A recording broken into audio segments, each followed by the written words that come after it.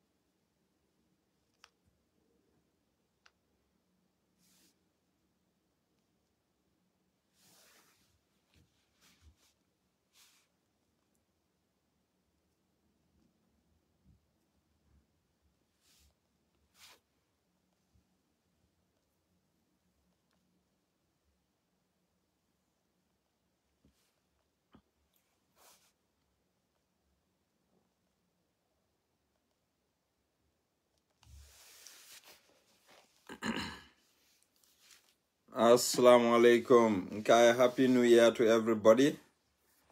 Okay, alamang sankuto tuwab sankuto fanan jama balu asel ntarasila kendo fanan kangani jata kende ba. Okay. not a checkpoint on Adama Barrow. Lafita ni mole wole kacha. Aning flanjango, I want to ask people, niminsi join no, because phone killing them male bembul, niminsi join no, you can send me a request, then say Mari la request when you accept. Then you finance contribute. Bao Gambia Kuolo. Checkpoint on Adama Barrow. Adama Ko, his coalition is going to dominate his cabinet. Well done, Adama. Adama Barrow, ayala kuma sibo kumol diamol kumas le koteke nga mutanunko the first 5 years would have given him some maturity, but no, that this man is just a disgrace. But still, if Hani sign Janni Bafala on the 19th, Atelon Bankola president in sa respect because of the office. Officer abedaming, what officer is a respectful office. Ani fulanjango, why Standard newspaper ya Adama choose as man of the year? Lafta nimoleo fanan discourse. Standard newspaper ko Adama is the man of the year. Ate Adama found amebatu newspaper ya fa nim fonkol a fangola ya fa la meeting la ko yen choose le koteke kontelo man of the year. Ayala leo fanan mo yala diamo kono. So mbe criteria so le jubela muneka mo qualified to be, because Nico man of the year, which means ko Adama did very, very well. So Standard newspaper, febe dogo labam, febe munel, because Nitel ko Adama is the man of the year. Itel fango nyabe fetering just recently, audit report about a fintila in one of the ministries, Mia Lonko, one minister mu Adama la close allied leti. Secondly, audit report je le findita mi yalon ko femmambo je fertilizer lu sunyata itate wafu banku dol kan Adama fonga ya fa dala la tokono femmam photo Standard newspaper ko ka Adama le choose ka fu gambiano le ko Adama is the man of the year. Okay, so nga miracle Standard newspaper ye mean woto wolo nyintiko, if you are corrupt, if you are incompetent, then you could win that man of the year. Itella jerot. Standard newspaper la jerot. Which disappoint me, because I know some credible people at that newspaper. Very, very credible people. Standard newspaper, minta nkotolomu. Sirif Bojang Senior. Nkotolomu. Rex. Ndelka file Rex. He's a brother. Ntenga Rex lonne. Ma mira. Rex will be part of this. Minul be Adama Tombonno la kafuko Adama is the man of the year. Muneatina. Then Muneatina itafola ya Jammeh is man of the year. After ya Jammeh have killed Gambian. If Adama is trying to kill Gambia's economy, Adama is trying to corrupt every institution in that country. Ika Adama command the man of the year. This is very funny. So lafta ni mole ofan and discourse. Thirdly, my discussion is going to center on Until UDP nkolu. UDP nkolu lafta min folantelie mba folola wole la nakacha. Wolom nyinti ko. So many people are writing. Ko, what next? UDP be munekela.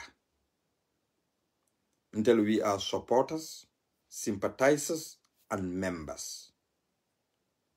Nyanta mi remember la wolo nyinti ko. We have chosen, elected executive members. We need to understand this. Mola frustration or mola mockery wala molu minuli ya lonko alfang ya lonko, these are nothing ikakumo min fang fo malong wala kukana tinandla aliafoko altel nyanta la executive wol push la up to the corner ko wol nyanta finti la be minto yo fa altel mbe executive wol be minto wolo mu banko la nyato ta executive wol be minto wolo mu rule of law executive wol be minto wolo mu nyintiko pour que Gambia dingol la right fight what belongs to Gambian people. This is the role of the UDP executive. That executive would not be pushed pour ka kuke min loi manta. They are going to fight every single thing through the limits of the law. So lafta na mole wole understand. And umbe kumas kan we are jumping.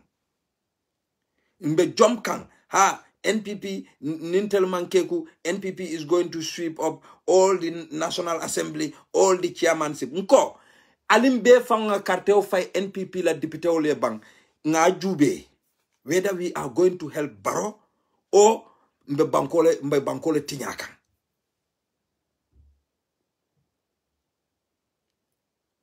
Yeah. Gambian Kolo.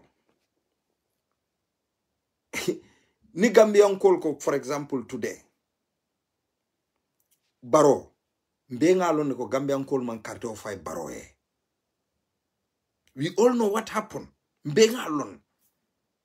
Every Gambian knows that. So muneba tinandla, a matured people like I'll tell UDP members and supporters and sympathizers. You will be pushed by people minulia lonko. Imang any clue soto. They are hungry. Hungry people on lamuiti. Greedy people on lamuiti.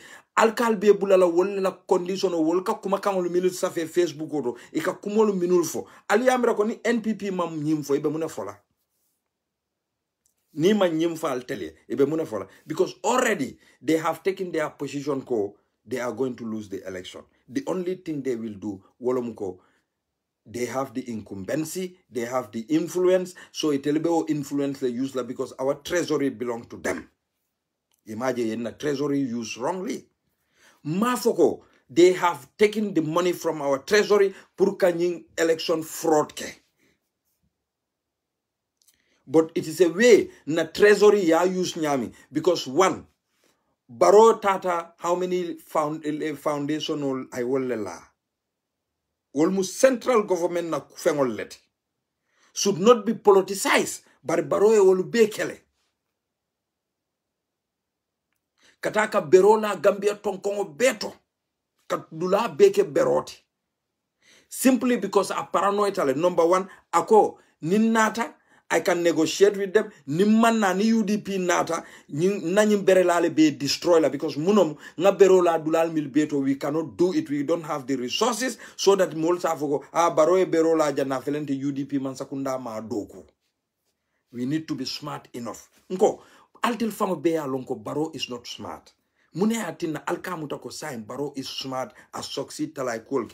This is broad daylight robbery. Mo be wolon. Mobe wolonne. Barrow na institutional use to rob Gambia. Institutions like IEC. Abota janata na judiciary fana use. Purka Gambia ke jele fengoti dunia kono. We have one of the best Chief Justice because atatale in the world I have experience. But Gambian all are good in serving internationally, but ni nata Gambia alone ko be corrupt lale. Most of them. Most of them. Biratata Aruza. I nonsense so minke. Asan Jallo nonsense so minke Gambian call at that courthouse, Supreme Court. anene ma wosi fake Arusa. He served Arusa very well. Andun Chorno Jallo min fanambe siri. Chorno Jallo nene keta Chief Justice tile in a foreign land. So when they choose ya itandiko ntanitel bemu tribe kilinet. Chorno Jallo, Asan Jallo, Ba anin si mbe fula. This nepotism le nyanta bola Gambia. Alinga tonya fo nyoye. Nyine keta tribal election le keta Gambia. Bari bi nyen kontani. One of my friend is crying. In fact, akamune fonte fawinu Musa ifonyo nyim Facebook dia mola. You know, UDP, you know, alnyanta minkela wolom nyintiko don kana hani contribution ke UDP is better le banko government makoy. Nkai ko dia ko ha, nkai yalombe min fole. If ite nkai ko ite yalon ntenite be mu tribe kilin nten mu fulol tata mu fulol mi yenyim fonye de. Mi yenyim fonye. Ngai yalete mu fulol nte mu fulol de ko ha. Nkai ko ntel ben na banko ma ko lale ntebe policy kendo le nokam. Ntenga policy kendo sute UDP le nokam. Ntenga policy kendo ngawle sute UDP no. Bari bi wolle be kumbo kam because aka business leke today abe kumbo kam very well. Nkai ko nen support baro. Akonye ko kidu dara. I kuma foul do fango fo nkai je. Just few days after the election, I'm having sworn in follow it like a nyimfo. Nkai go ite man Gambia je ite la interest leje. You don't see Gambia ite la interest ite woleje. Wala nankale alanga sabari. You see, we have been robbed, but we will fight this legally without any illegal things. Nko, untelbe Europe le. The Europe le. Hani EU, we are going to mobilize mbe petition o safela to EU. Mbe petition o safela na jareta. Momo lafita tala kab mabe wo bengoto nabe kela EU. Pour kata kaitandiko. Ntela banko kan election o le kata je yem fraud le. Andung EU fango tata jele EU ya a Tesco, the election result or kananu nyaming, there is no transparency in it. For EU ma for la press conference okono. So alia miracle ntela kebalu wolbe tarla sirine ye bulolu la nyokan they will not fight.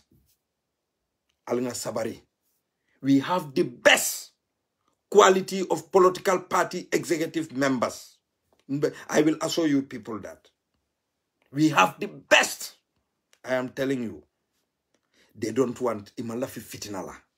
All they want is to see Gambia shining. They want to have good record for that country. Nko, Usenu Dabo, anala executive for Molo. They hold an office here, a public official hold journey, which they could have embezzled our money. But bring Tala Lamin Dambon Dibabe local government. Local government manke ministry furintide. Amanke ko atele marata sefol ni alkalol ni mansakunda ringol. No, atele marata bankola land la. Land. Alia moile, alia alafonye, executive member killing. Alia moiko ye land le fang tala nyo tema.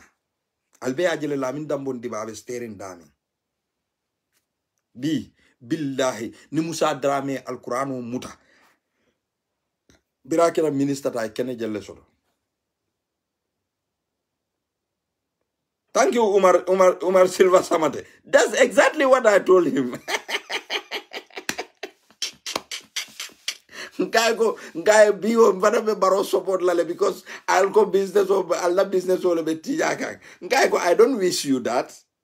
Ite entelone. I ni arrende selfista. Ite wolone. Ngai, but I have been telling you this from halfway.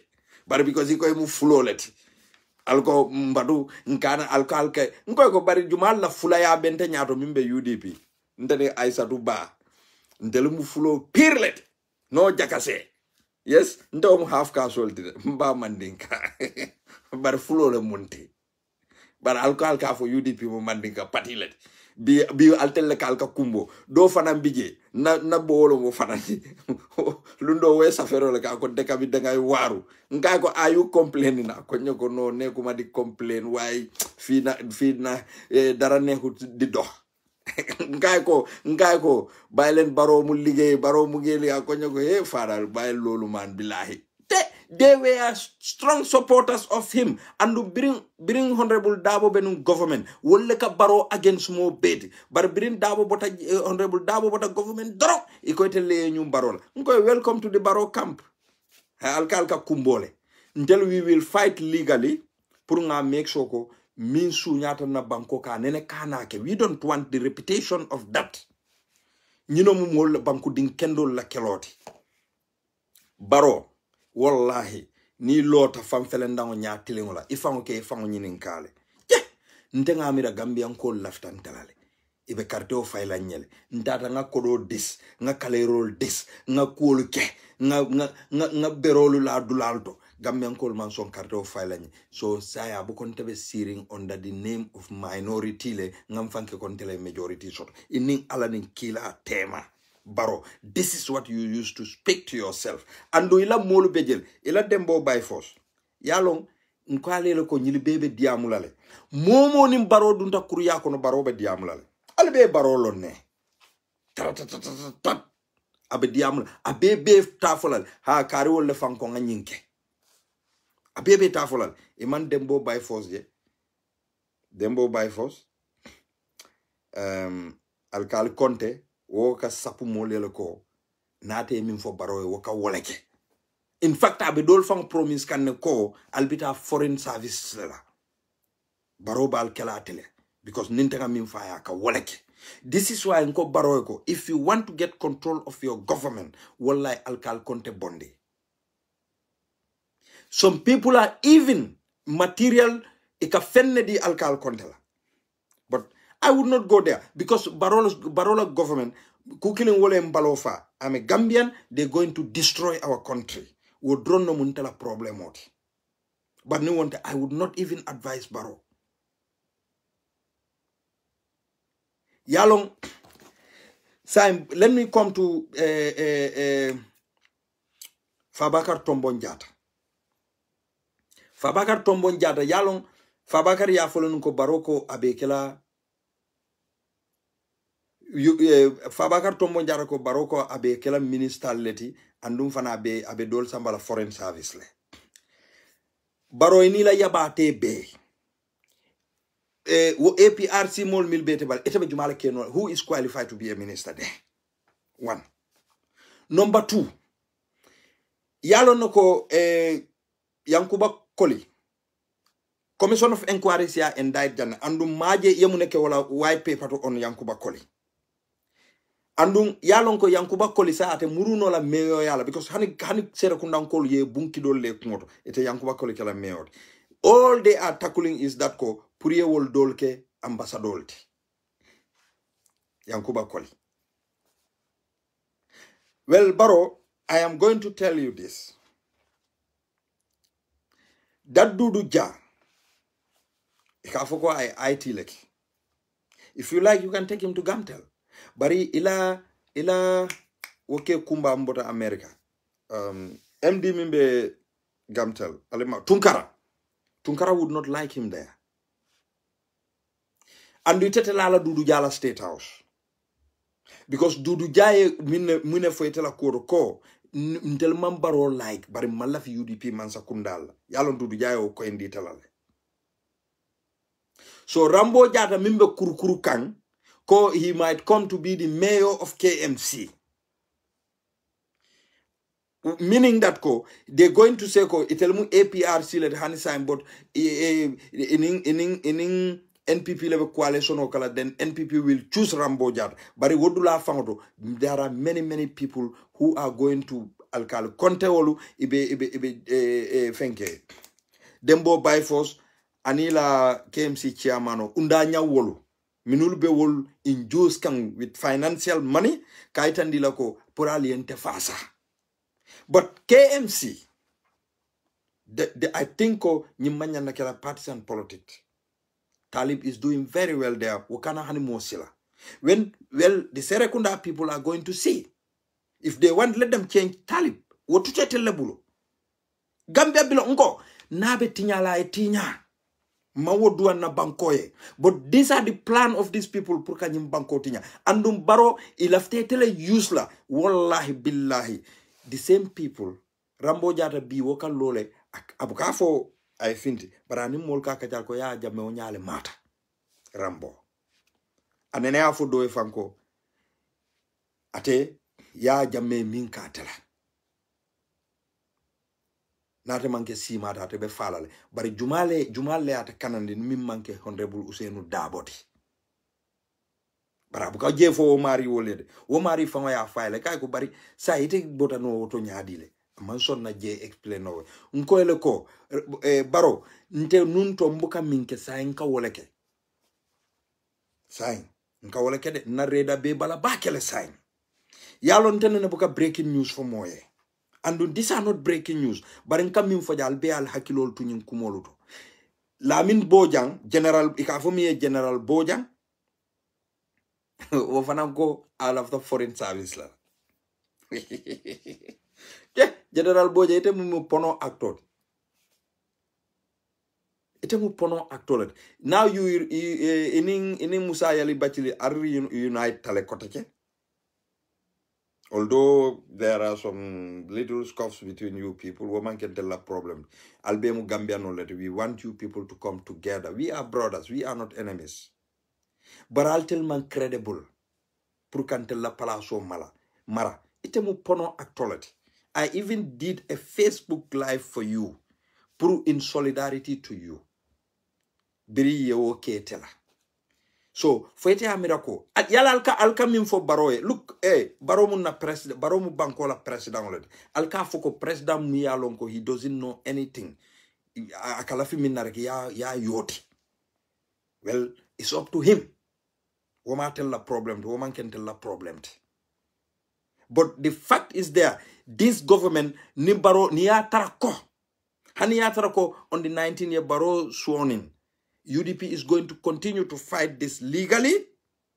Nibaro yala government finance form. Still, UDP is going to continue to fight this. Mba fight until the next election. We're not going to give up. Credible information on Lebanon. Wala na IEC, I'll tell nyanta malulale from Cabral la Watchmano. I'll be resign. Even my brothers and sisters there. I'll be man credible. I'll be mu banko dinjawol leti. The whole of IEC. Abe two. Yalong wotumo. Ikamune use molkan. Sambujanka fankeko. Akabaro against le. Sambujaw wollo mu barola material oltinu. Ifelenti nyinke baringola legacy betinya. Joseph Koliwolo. Ike baringola fonko betinya kanwolo. Milke fanke telom di amur lal tije.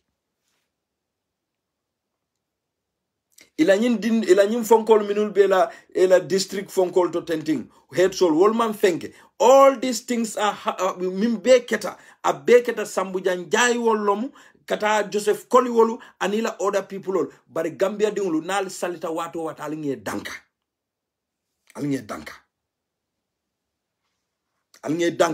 because Baroya lon katko amang ganye. Baro was not so ko nyilie mimbe faye bakelanol. He was not so. Wala yatina Baro jikila teta bira nata. Afangole daya fa ko ni imankarte o fayate ya balon na ala wato danta janneto. Fo Barole mawofo.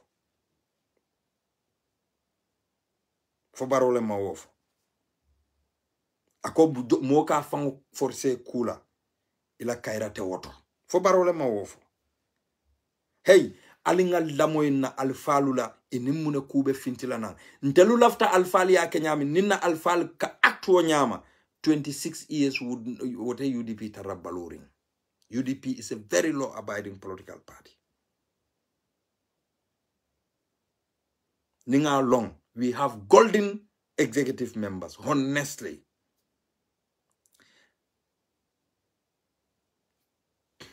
Thank you, Sergeant Habo. They both need to resign, but it resign la. And the IEC, wallahi, kodo min dital la. Aliya dundi fewo fen kunto Gambia dingul la nakaro aliya woleke. Na lafita, ali finti aliya fo Gambia nkoli aliya mfunye.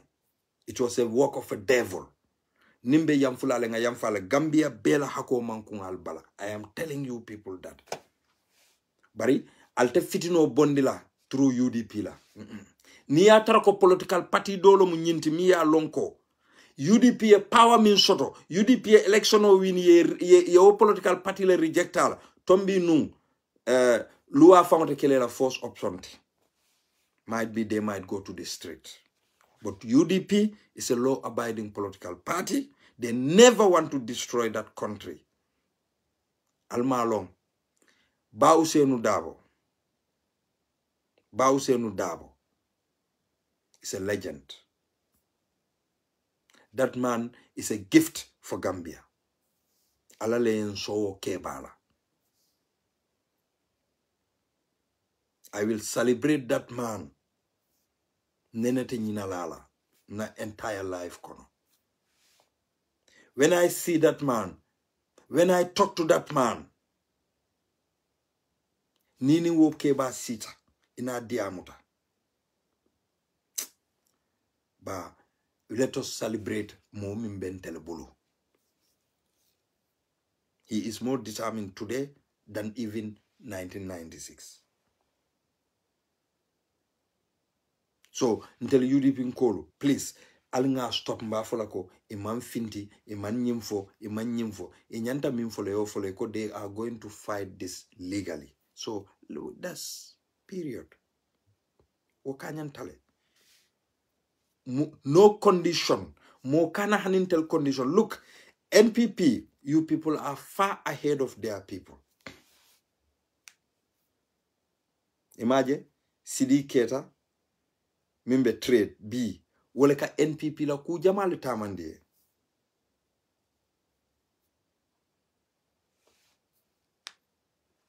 CD Keta. CD Keta. Woleka NPP la ku jama tamandi as a minister. Okay, political appointee lo. But intebe baro ya marla minna. On the 19th, ni iye sworn for janning legal batulobe bole kunto. Ni atarako yela minister tombon. Dukare mambure njai wo bondi finance. Hanibe CD Keta la kela finance. Yateke finance. Bar mambure njai. Although CD Keta ina bemu Muslim product lati. And wo CD Keta killing lo ko man competent. But today, he is serving you. Amwila ministality. Kununga akao ton minfo. And akafo damilto. Biate o fola. But at least if you make him a minister, I believe katelebe fisiala mambure njaiti. And secondly, if CD Keta becomes the Minister of Finance, Yebua Sedi Bonde as Governor, Central Bank. Gambian call parata do call. Baro, if not, Gambians are going to make Gambia hell for you.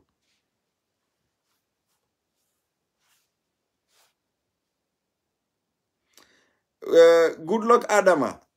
You think I will argue with that guy? Mimba Folako, they didn't give IEC money or blah blah blah. I would not even respond him. Ni metala diamo fangoje. Ntete o respond la. Nko ente comment wal mil beka sa feja nkejele. Alkana wori wala. Yalo ntema fai ko ye kodole chika ya di IEC la. Yalo did I even mention that here? Wotuta telebulu je ate kamimira. Woman can tell affair. Because now after material evidence la ita IEC ayenyu alkurano la afo kali kalifema muneketa fo fenne dialo o man fen dialo. It's not a woman can tell a problem. So mimbi jang barola cabinet reshuffling ifelenti ila molu kumasta ka molu fintinde ka fo ko altalia fo ko baroka be mbondilale ila monde fa comme Aïssatou Touré Mamta Kora, okay, I have to take you. Mamta Kora Malon, okay. sa molle fenke nyim programme i fangol la molle be ila ministal minimal le ko be ta wolle be finti kay ba fo kan ko altalia announce ko a baroka be mbondilale so that as a withdraw itella bondola wo man ken tella affaire Aïssa Touré te alon ko man capable foyta nyina tala biribe nun trade birim faw vi double bota jamani jang ila fa hotspot o londi la Gambia foy nyina tawala la Aïssa Touré what was your request muneketa Aïssa Touré diamol be findela la saende birim vi double pareta hotspot o kela Gambia ye muneke ye munefo ika mune use no mune yatinne make alteli amiran tel mu tole wolleti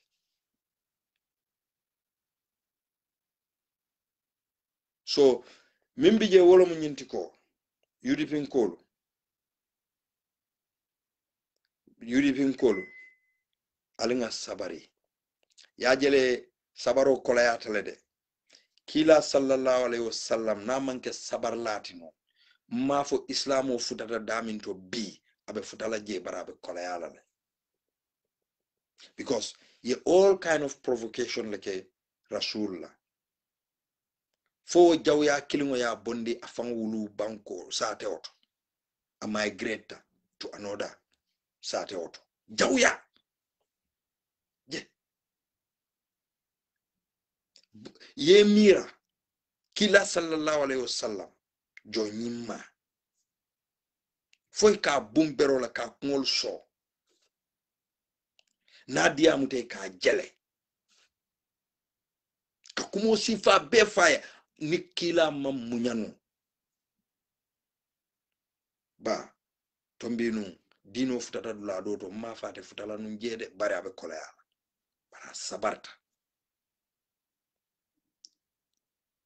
fodol fanka fay ko ala komana nyil kasara ako hani ate wokela abukake ako ngadiya muye sondo mobe falinale you see bi muneketa bin kawandita de na do kudula mbe break la salfana sita le wotu mo mbe do ko la bar brim break ta ndata pour ka salfana sali. There is a Cubano from Cuba. Akonyo ka lafta salale. He's not a Muslim. Christian olom. Ngamra Cuba malo actually atebe mune sector. Akonya lafta sala. Ntenga na salba so diala nkai na. Ntenga ndata nga nyim bagu mulungu ta mbusu ba nga landi ntenga ole landi nga na salba so diata. So na friendo bije wo bota togole wole lead salola birin na salta nkai ko ibe tel jube la lanka minke yewoke anene make so, momi alon ko abe tarra around 50 something very close to maybe 60 sambaba o sotora manke misilmeti. Thank you Bas, happy new year. Barakala ftaka sali na salita birin pareta na salfana salim pareta nkai ko foi lafta ka ilafta misilme yale lonna ko ha na fa nkai ko ibitala YouTube le ifama ya jube nkai barni la fa tubila nte se samba non na jama oto nte ka sal jama o min islamo mu fenneti this is very pure nkai ko yalon telemantre forcé kay famle be nyinke ka freely ko ha so nkai ko bari yesalo kele janni be salla inyanta salji muto kala nkai bari before that bawe manke misilmodi inyanta tubole kala follow so wakake nyami nga obe explain nga kia ala wat nga kia through WhatsApp akonata ta alafta ka karang ka o karang ashhadu an la ilaha illallah ashhadu anna muhammadar rasulullah. This is a Cuban, he's not a Muslim.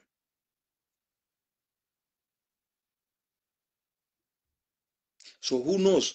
I am asking Pral tel beyo so duala for Alasake Muslimoti. Nobody forces him. I can just alola jele be a kalafta ka salim ve.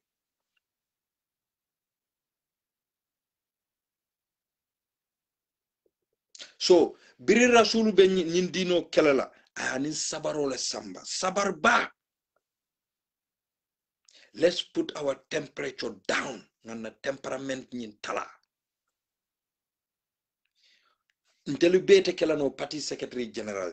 Bete kelano flag biarat. We have a flag biar. We have a party secretary general. We have deputy. We have treasurer. Ngana structural besotole. They know very well what they are doing.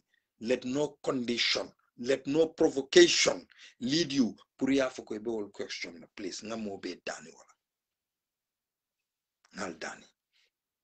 Our leaders know very well ibe minkeka. Ya lonne de ibe minkeka.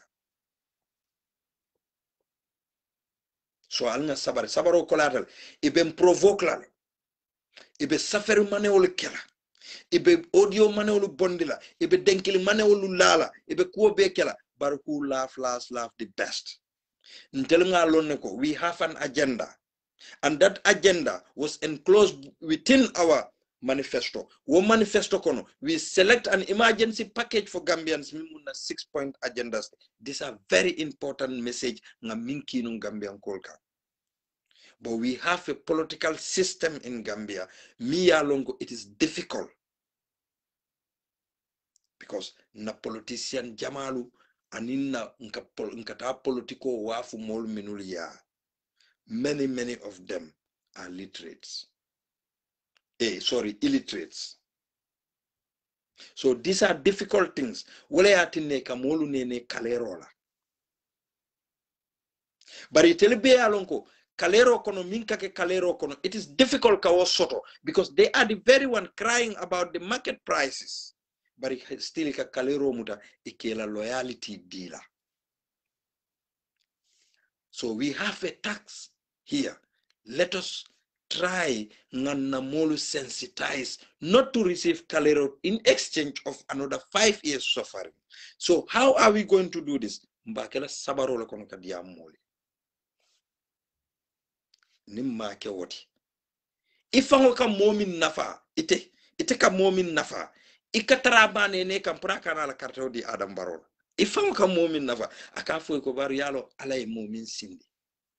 You see, so ite nyanta o conventional nyade kaitandiko ala ma sindi sababo ketan teluleti ala la demaroka. So ite be mol kon because ntelu ya bi ika mojele fango hanaye ay ku jaw bake mola ni parete ka fole ko ha yalong ala kiti za minna oto mune atinna nga prison soto mune atinna nga prison soto ni mo tata ayela bungo tay ayela fengo be sunya aya samba akanata tata munati nete buka fuko ala le sababu ala le yatina nyinketa ya ko tuje bari kata ala yo report police munati ne ka report police. You see ya jele yentel la mol jele nimi min affect wo buka muta fenti bari na dunta problème o kono ka kalon ku sai problème o le bente bulu nyin ndella mol be tenne. So mbe diamulele puru isi o understand no. If you go back to encyclopedia nga system olu jube nga democracy la system o jube the foundation of democracy even in the US ala jube in the US before musol fangol buka carte o fay, and we are talking about the best democracy now in the whole world in terms of power, but America man the best democracy soto. No. You see, Africa got the best democracy. But awareness lo muntella problem oti. We will dance. Nimbinare tabiri baluke ni nate kodo chika ya dila.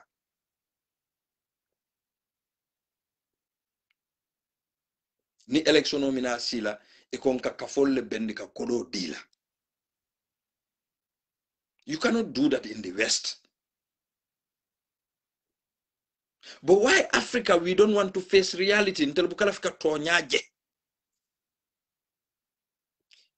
nintela broda like buba findi be palasoto nko buba findi ndo malomu abe palasoto so wa ntebe wo mi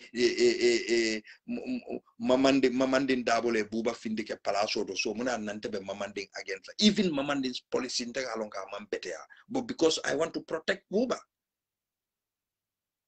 man this is so fonga na mol nga diamu ye with awareness dukare mbe mo be dan la let's put our temperament down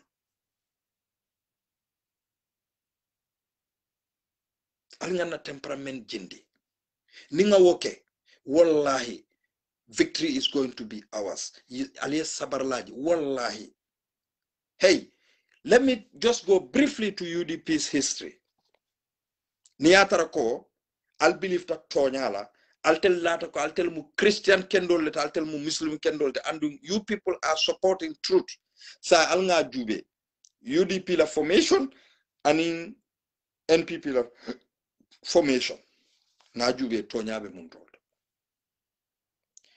mune UDP sabada there was no UDP after independence. After the First Republic of Sir Dawda Kairaba Jawara, there was no UDP.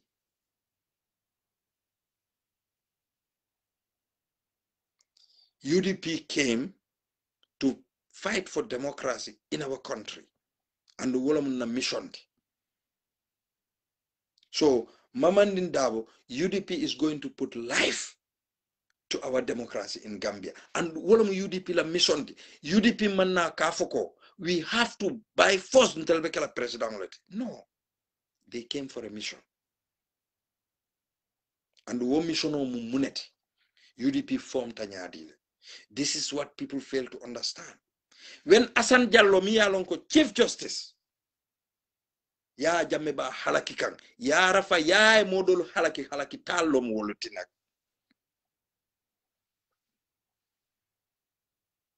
Ni Usenu Dabo, atate tele jube ya sindije. Ya muta.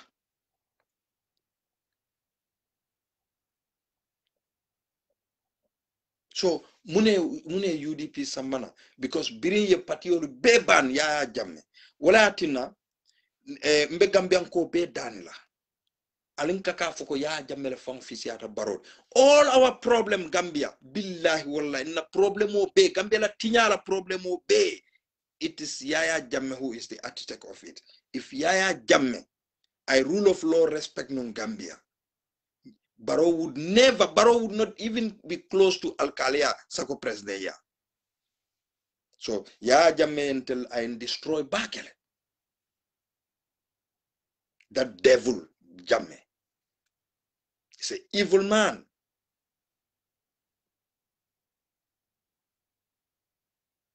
I patio beban. Momale be munekela. Oje Jallowol. Utuma katani koma silo la kata Usain Dabo ya. Be Usainu Dabo turned to be Ayoka enemy. Because Usain ye fenne sota tema min sota la baluro beko.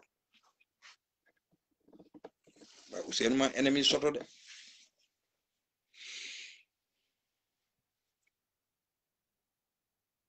So nimi ya mirako barola nyi wino le bati nan la UDP be fala. Wallahi otete mali malla alala. Hani ya tarako mo killing wala be tula UDP. That mo killing wala be bampo salvate la. Because tonyale o pati o londi. I am telling you. Tonyale o pati o londi de.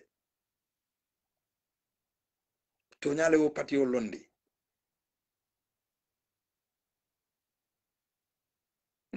No, Sol. Sol kafale be keri bari jambe o kay. Jambe man fisia baroti, baro man fisia jammeti.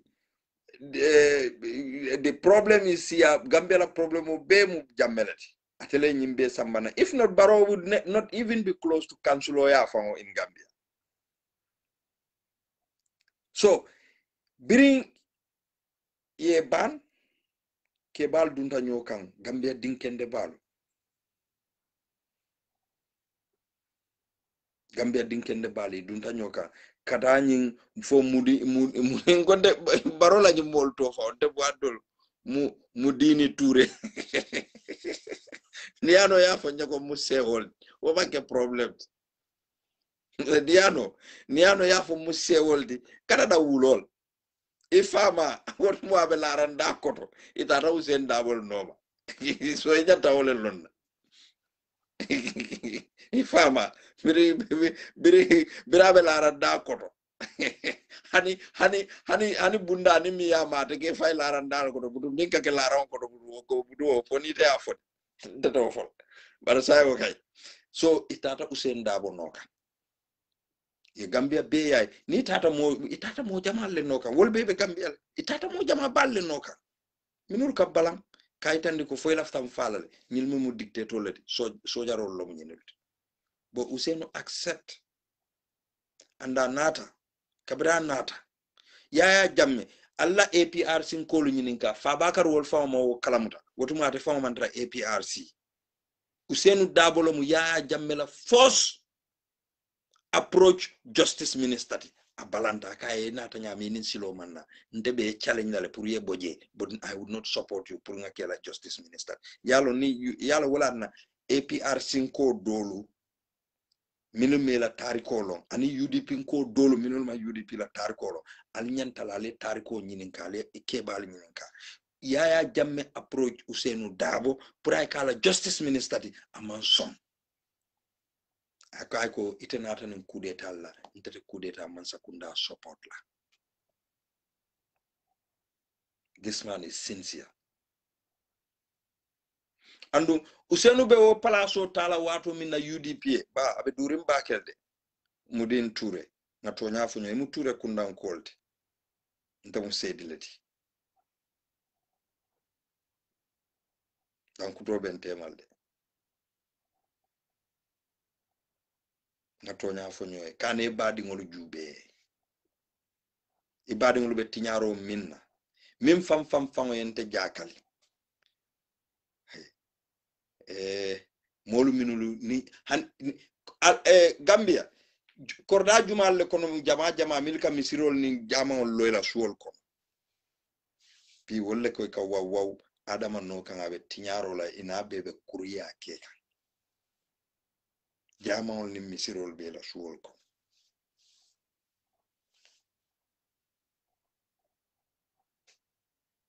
mudin Touré aldiama la molie ita mu Touré mandi mori kaltel mu moral lati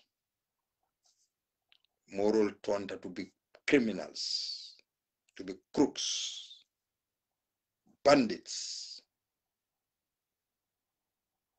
cartels. What went wrong? Falte mirala lungumine bal city la meter woro lokon 7 meters. Mudin Touré.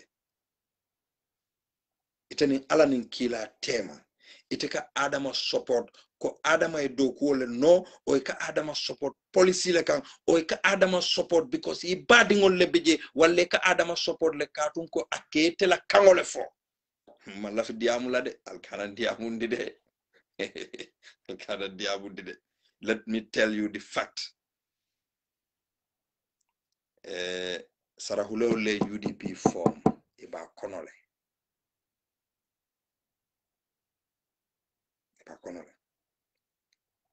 desan Papa Touré alama ne manin kafar kelaye atrala alfalle la achika abe banko ka banko bonde abe wala kelola ala tata niota o mu sede frelti inshallah Papa Touré anin sise sawane lomban anin min bantaje alama alay ne monin kafaro ke their mission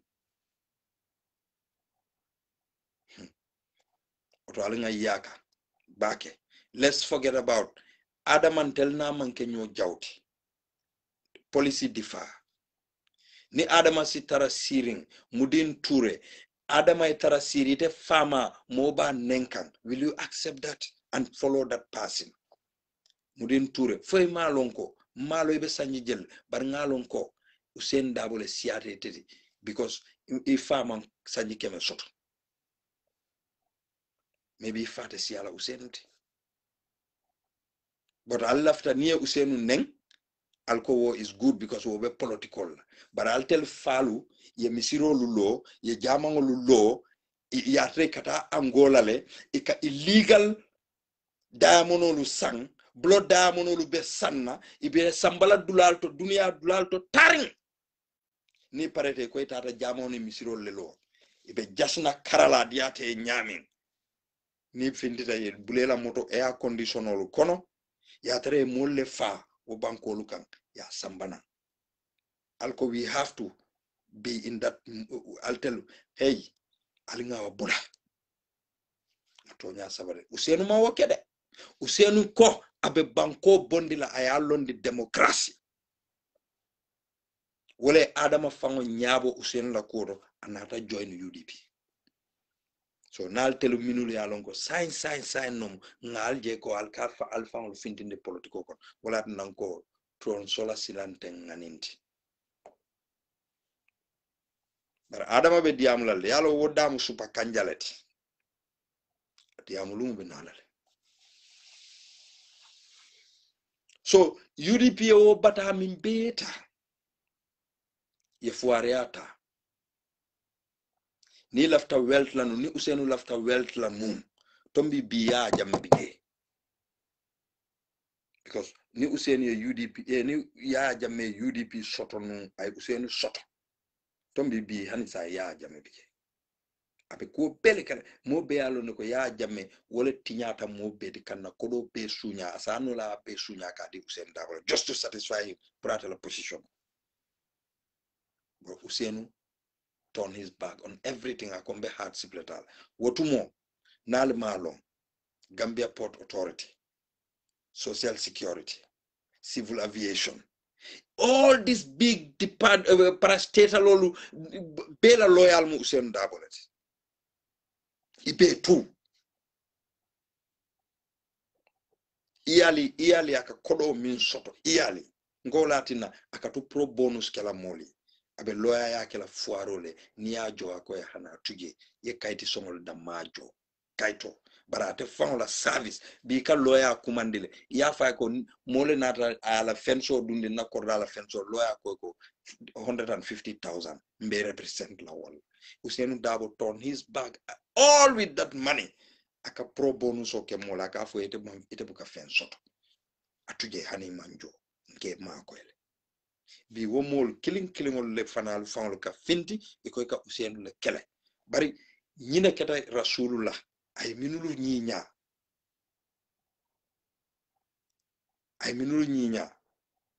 dol keta jawo dol yaka ay dol ni sa fano e ba fa wala ka Usenu elevate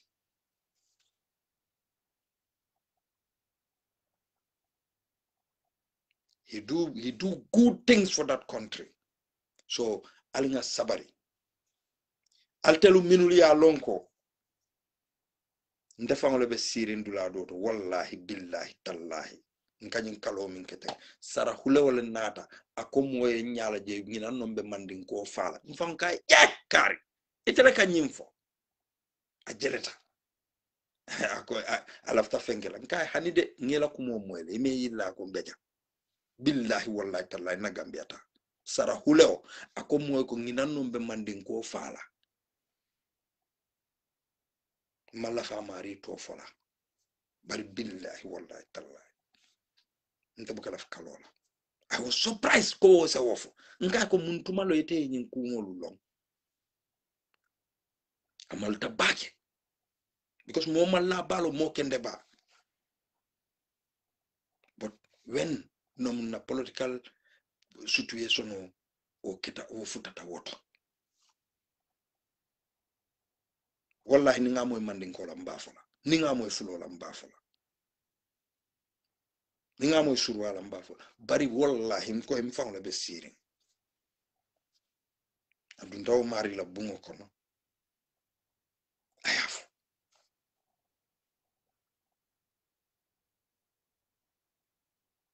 andu nga wo carte fayole je molu minul kafo alkana karteo fay esa fale alkana fay halifa en telbe wala to de bari ninga fay which means ko we are supporting UDP alnga di barola rek just because of what they got tribe. So UDP and fight back for seta kodeke ya jamme na UDP la executive for besoro wala nanko UD ya jamme le baro produce. So wala na ya la 1 billion years mi ngaka fombe banko rule. Imagine bari ya jamme fango ba fo kanne ko ala molu minul bebe baro mol man capable pour kake fen barna diata baro ay Fabakar Tombong Jatta ke ministre tiban mala ba ke la ministry jumaleto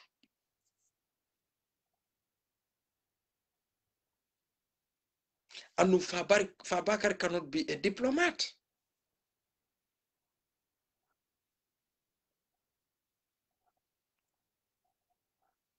Ila ministal be kumbo kanen andum ibenene kamina ko ya jammenene kulngole di rambo la kafoko rambo jata we fistris lonne ay lonne abe nyemuto ni fonkol wallahi rambo be larem bumin ko na ya lonne ka loni gambia la na fulo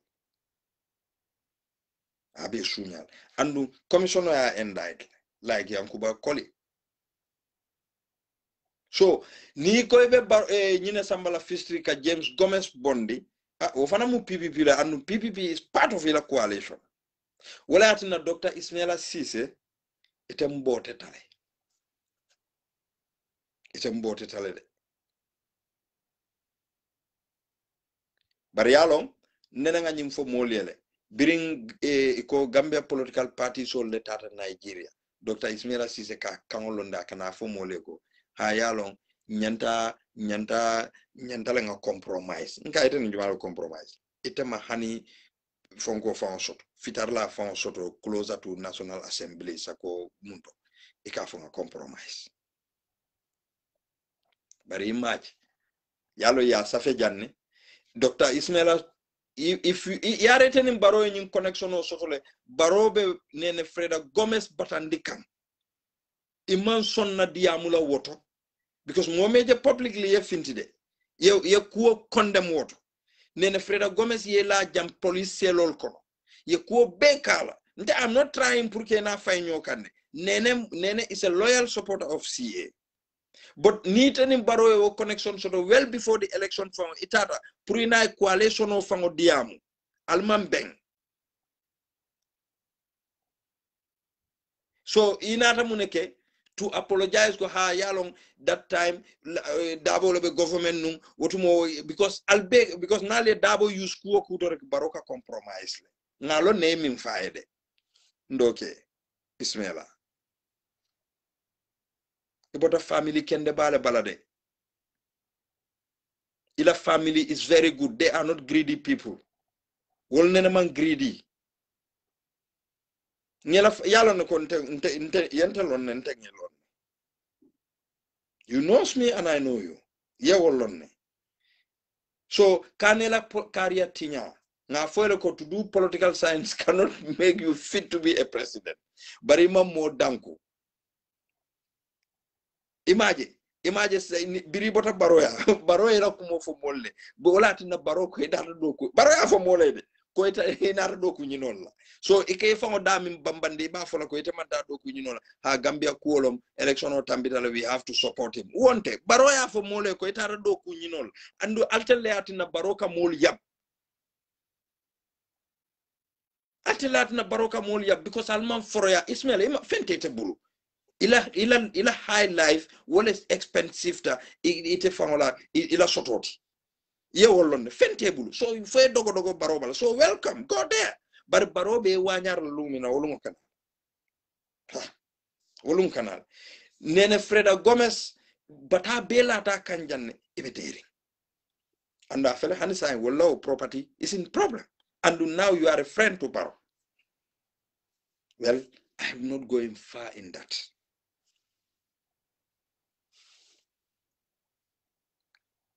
But barola nyin government formo nka be larim bulo kono le ngata dro mata fe folan yalon TRRC la recommendations e kamin be foko ha barokaɓe ñim bondilale barokaɓe ñim bondilale barokaɓe ñim bondilale bari kaye bato for national assembly is 2022 kodi good next year this year yale ka wolef Ousmane Sow ni baro bondi fana ba kala dulale to fal malon ko Ousmane Sow le be Gambia government ning middle east tema alkanyin kata ni nyin fonkol minul be moy Ousmane Sow lo fal ma wolo alnene aje Ousmane Sow wo contrat ko silo min do kuta banjulunde fal malo wo contrat ko bebe Ousmane Sow le andu ibe Gambia government le mako e kawoto fal malon ko Saudi Arabia ika kodo min be samanan wo kuryal mil be keta NIL complex or Ousmane Sow was doing it falma wolo so ni wala na ni standard newspaper kallo bi ko ka fuko Barrow is the man of the year ni Usain Dabole winte ba fala Usain no man of the year because dogo la lomu dolu tije ngalo ne Barrow being the man of the year amandia modol yeje but they have no power. But Standard as a credible newspaper, ali mistake balek. Barrow being corrupt. Barrow miya lonko. There is no MOU animal nene agreement from Kemina Ayemi Hono. A newspaper like Standard newspaper, Wolkana si kweka foko Barrow is the man of the year. When the government alfamal nyaji jan audit report of Findeja, ngamra altel Standard newspaper, Barrow government ba altel lefang accuse kanko aleo minsa manke tonyati. But you still call Barroco, he is the man of the year. Because Albert Silareneko, he might turn to a dictator who already acknowledge Barroco. Because Barrow stealing the election of UDP, almost dictatorial quality.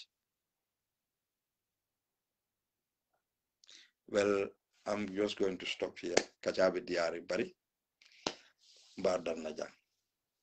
So, nabadi UDP nkolu. Anga sabari. Let's focus on our leaders nga duwe back that they are saving our country. Mbe succeed lale. Tonya kelo mandia de. Tonya wo kelo mandia. Gambia be institutional